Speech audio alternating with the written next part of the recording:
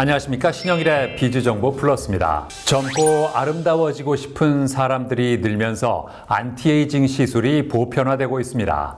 문제는 불법 시술을 받은 후에 여러 가지 부작용으로 고통을 호소하는 사람들이 있다는 건데요. 자, 그래서 이번에는 불법 시술로 인한 이물질을 제거할 수 있는 방법에 대해서 자세히 알아봤습니다. 자기관리가 중요한 현대사회에서는 더 나은 외모를 가꾸기 위해 노력하는 사람들이 많다는데요. 특히 한 살이라도 젊어 보이고 싶은 사람들이 늘면서 안티에이징 시술이 인기를 끌고 있다고 합니다. 대표적인 시술로는 필러나 실리프팅, 지방이식을 꼽을 수 있는데요. 이러한 안티에이징 시술 시장이 지속적으로 커지면서 부작용으로 고민하는 사람들 역시 증가하고 있는 실정이라고 합니다. 저렴한 가격을 앞세워 환자를 모으는 성형외과, 피부과의 과도한 시술이나 인기를 악용한 불법 시술이 늘어났기 때문인데요. 불법 시술은 크게 두 가지로 말할 수 있는데요. 첫 번째는 비의료인이 의료 행위를 하는 경우를 말씀드릴 수가 있고요. 두 번째는 의사라고 하더라도 식약처에서 승인받지 않은 불법 약물이라든지 이물질을 사용하는 경우가 있겠습니다.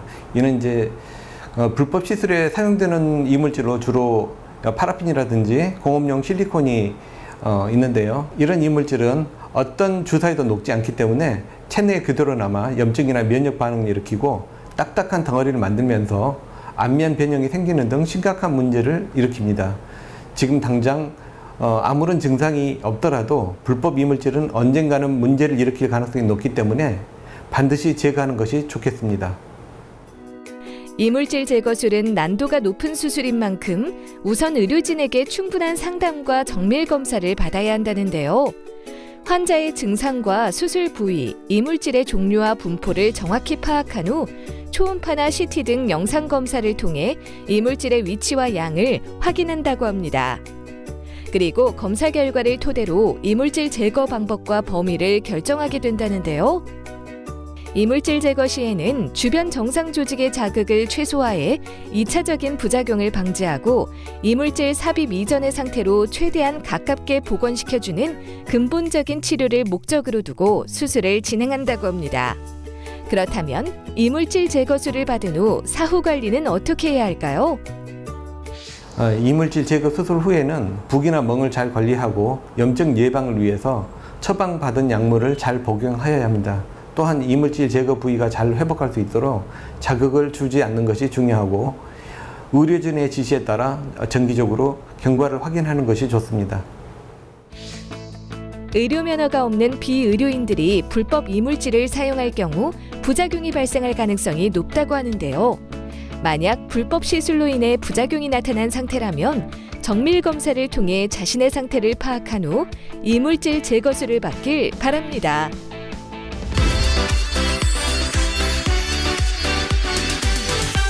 이지영 원장과 함께 자세한 말씀 나눠보겠습니다. 안녕하세요. 안녕하십니까. 불법 시술을 받고 나서 이물질이 다른 부위로 이동하는 경우도 있습니까? 예, 있습니다. 불법 시술로 주입된 이물질은 주입된 부위에 머무르지 않고 이동하는 경향이 있습니다. 예를 들자면 이마에 주입된 이물질 같은 경우에는 콧등을 따라서 이동을 하거나 눈 밑으로 이동을 할 수가 있고요. 팔자에 주입된 이물질은 볼이나 턱으로 이동을 할 수가 있습니다. 그래서 딱딱해지고 그다음에 울퉁불퉁해지고 심한 염증을 일으킬 수가 있습니다. 이물질 제거는 어떤 방법으로 진행합니까? 이물질 제거는 체내에 주입된 불법 이물질을 제거하는 의료 행위로 크게 비절개법과 절개법으로 나눌 수가 있습니다. 비절개법은 캐뉼라라는 끝이 무딘 주사 바늘과 특수 레이저를 이용해 이물질을 녹이거나 흡입하는 방식입니다. 흉터 부담이 적지만 이물질이 완전히 제거되지 않을 수가 있습니다. 맨눈으로 보이지 않는 피부 밑에 이물질을 제거하기 때문에 차원파를 이용을 해 이물질을 직접 영상으로 확인하면서 실시간으로 동시에 제거하는 방법이 가장 효율적인 방법이라 할 수가 있겠습니다. 절개법은 말 그대로 피부를 절개해 눈으로 직접 확인하면서 이물질을 제거하는 방법입니다. 주로 이물질이 딱딱하게 변성되어서 비절개법으로 제거가 어려울 때 사용하는 방법입니다. 제거 효과는 좋지만 흉터가 남을 수 있다는 단점이 있기 때문에 이마 거상술이나 안면 거상술과 같은 주름 성형 수술에 경험이 많고 해박한 의사가 시술하는 것이 좋습니다. 이물질 제거술을 진행할 때는 어떤 점을 고려해야 할까요? 이물질은 종류와 그 체내의 반응에 따라서 그 양상이 달라집니다.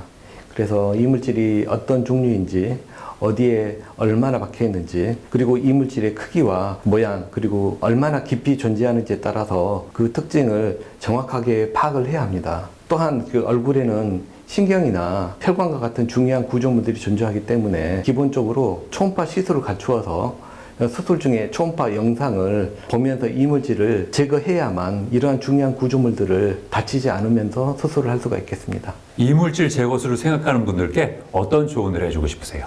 불법 시술은 단기적인 미용 효과를 줄 수는 있겠지만 장기적으로는 심각한 건강 문제를 초래할 수가 있겠습니다. 불법 시술로 인한 부작용이 나타나든 나타나지 않든 그 경험이 풍부한 전문 의료기관을 찾아 상담을 받길 바랍니다. 더 이상 불법 시술로 인한 잘못된 선택으로 고통받지 마시길 바랍니다. 오늘 말씀 잘 들었습니다. 감사합니다. 예, 감사합니다.